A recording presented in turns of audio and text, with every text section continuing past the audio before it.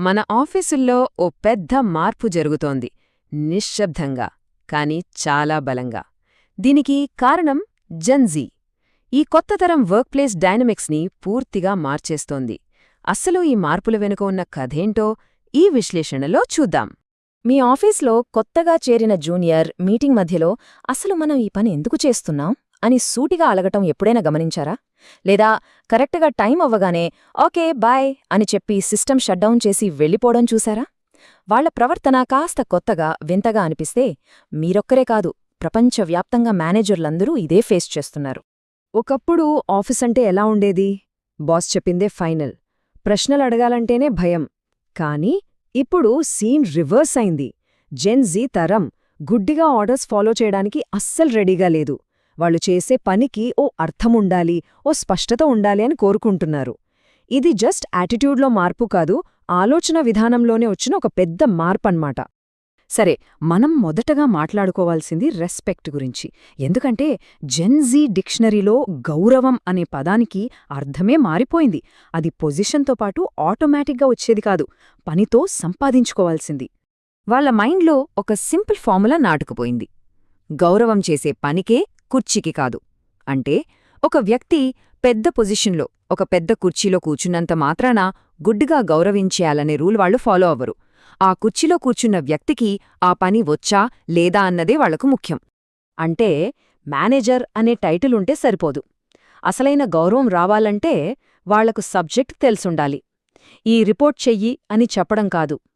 ఈ రిపోర్ట్ ద్వారా మనం క్లయింట్కు మన కొత్త స్ట్రాటజీ ఎంత బాగా పనిచేస్తుందో చూపించబోతున్నాం అని ఆ ఎందుకు అనే దాన్ని క్లియర్గా చెప్పగలగాలి. అప్పుడే వాళ్ల దృష్టిలో ఆ లీడర్షిప్కు ఒక విలువ ఉంటుంది.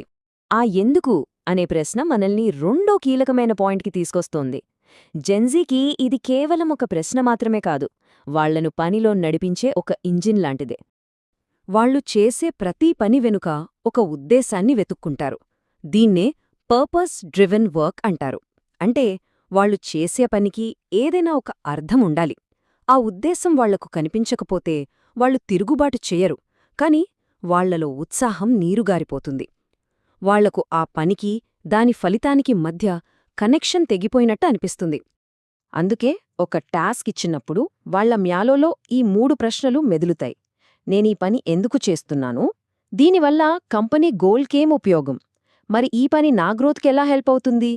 ఈ ప్రశ్నలకు సమాధానం దొరికితే చాలు, వాళ్లు ఫుల్ కమిట్మెంట్తో పనిచేస్తారు. ఇక మూడో కీలకమైన మార్పు feedback. Instant messaging, social media యుగంలో పెరిగిన వీళ్లకి ఫీడ్బ్యాక్ కోసం ఏడాదిపాటు వెయిట్ చేయమంటే ఎలా ఉంటుంది? వాళ్లకు అన్నీ ఫాస్ట్గా, ఇన్స్టెంట్గా కావాలి.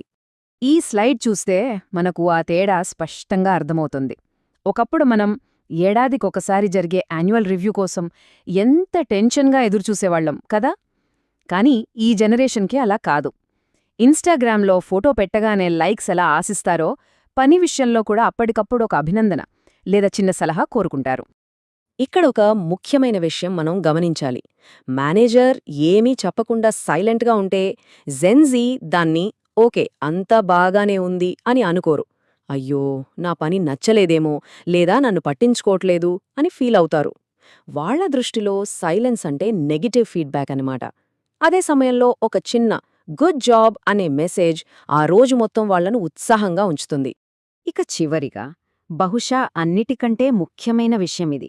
జెన్జీకి ఉద్యోగం కేవలం జీతం సంపాదించే మార్గం మాత్రమే కాదు. అది వాళ్ల వ్యక్తిగత ఎదుగుదలలో వాళ్లు పొందే సంతృప్తిలో ఒక భాగం. డబ్బు ముఖ్యమే, కాదనట్లేదు. కాని దానికంటే ఎక్కువగా వాళ్లు ఆత్మసంతృప్తిని వెతుక్కుంటున్నారు. నేను చేస్తున్న ఈ పని వల్ల సమాజానికేమైనా ఉపయోగముందా?